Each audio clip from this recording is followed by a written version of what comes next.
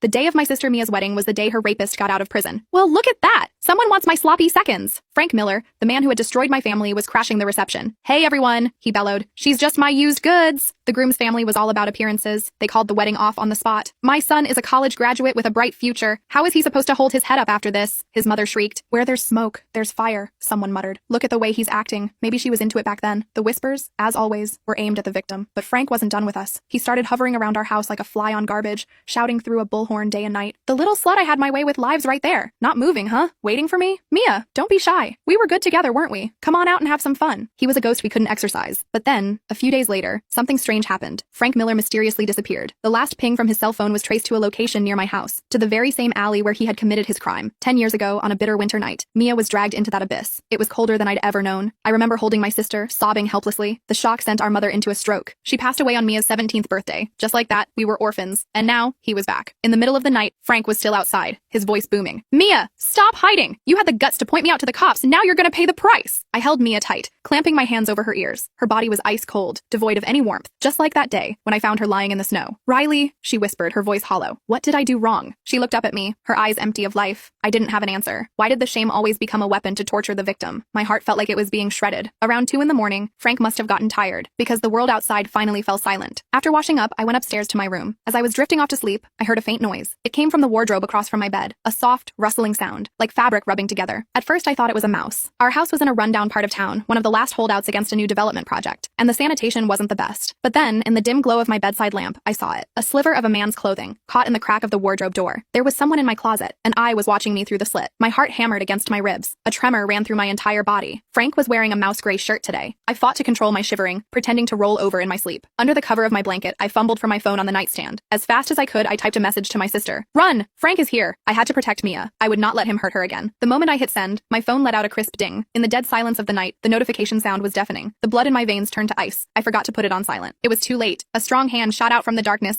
clamped around my ankle and yanked. I was dragged brutally from the bed. Frank's strength was monstrous. He grinned as he pinned me down. I struggled with all my might, kicking and thrashing, trying to jab him with my elbows. It was useless. He grabbed a fistful of my hair, yanked my head back, and slammed it against the hardwood floor. Bam! A blinding pain shot through the back of my skull. Black spots danced in my vision, and a wave of nausea nearly made me pass out. The ugly face of the man above me multiplied into a dozen overlapping images. I had thought about it 1,000 times. What if I had been the one to go out that night, to take the delivery to our aunt's place? Is this what Mia went through? Just then, I heard footsteps outside my door. Riley, is everything okay? Mia's sleepy voice called out. She didn't see the text. I kicked my legs uselessly, shaking like a fish on a chopping block, trying to make some kind of noise to warn her. Frank's hand clamped down on my throat, cutting off any sound. Run! I squeezed out a desperate wisp of air. Get the full story in my bio.